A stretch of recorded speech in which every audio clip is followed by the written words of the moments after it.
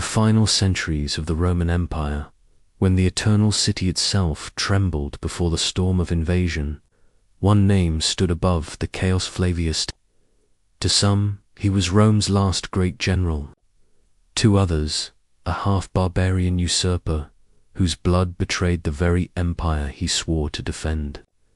His story is one of loyalty and suspicion, of victories that postponed collapse, and of a death that accelerated it.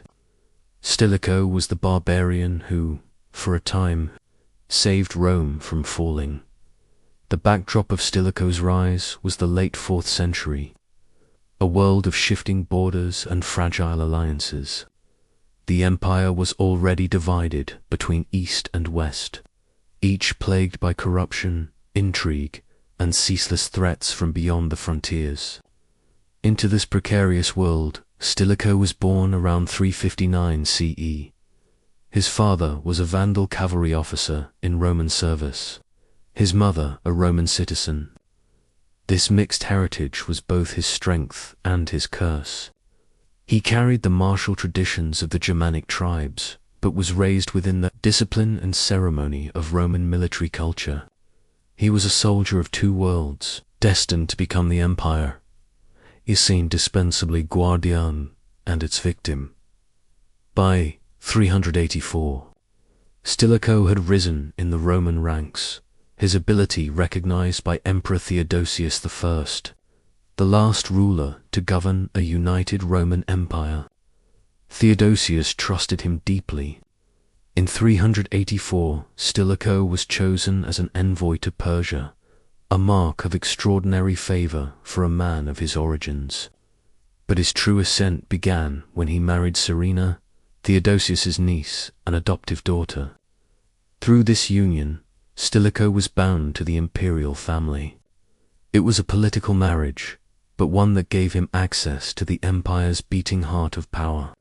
His loyalty to Theodosius would never waver. The death of Theodosius in 395 was a turning point. His two young sons inherited the Empire Arcadius in the east, Honorius in the west.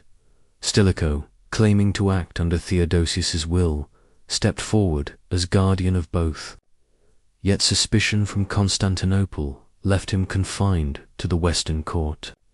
There, as Magista Militum, master of soldiers, Stilicho became the de facto ruler of the Western Empire.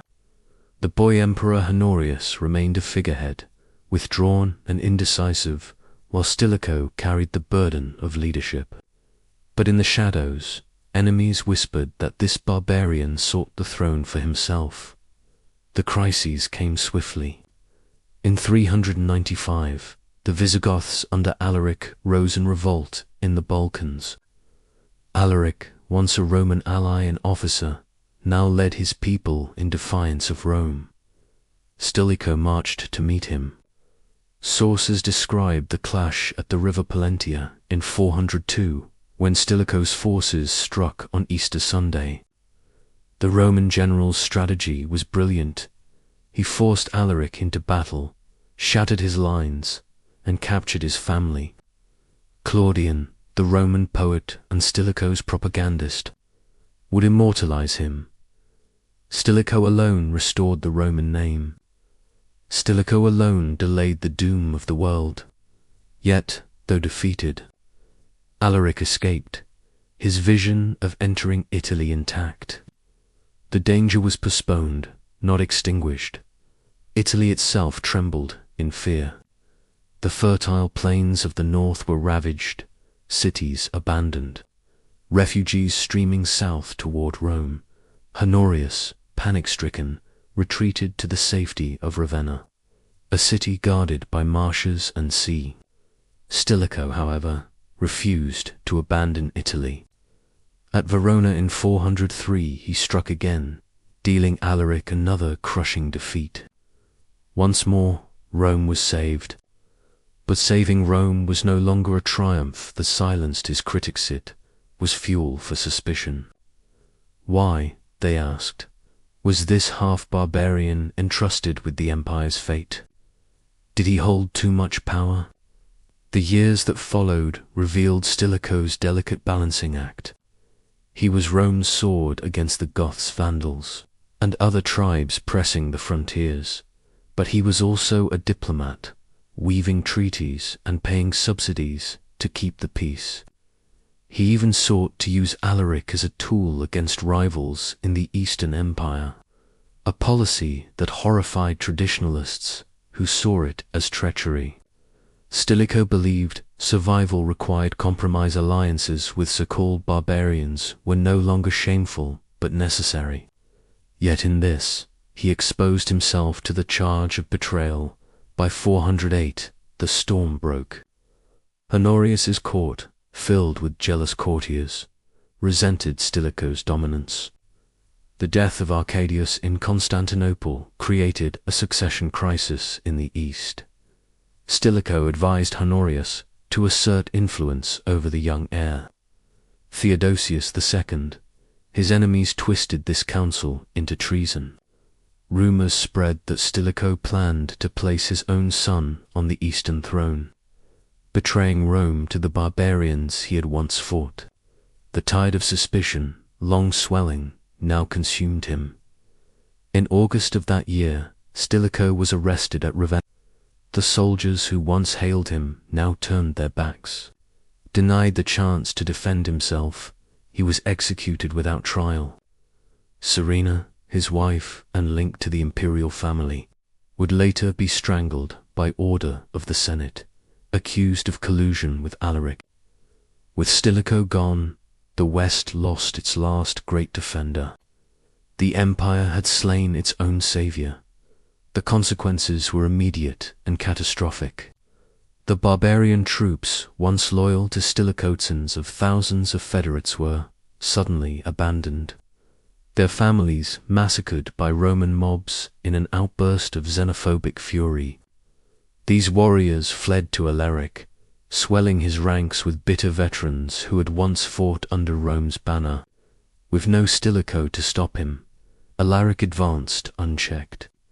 In 410, Rome itself was sacked for the first time in 800 years.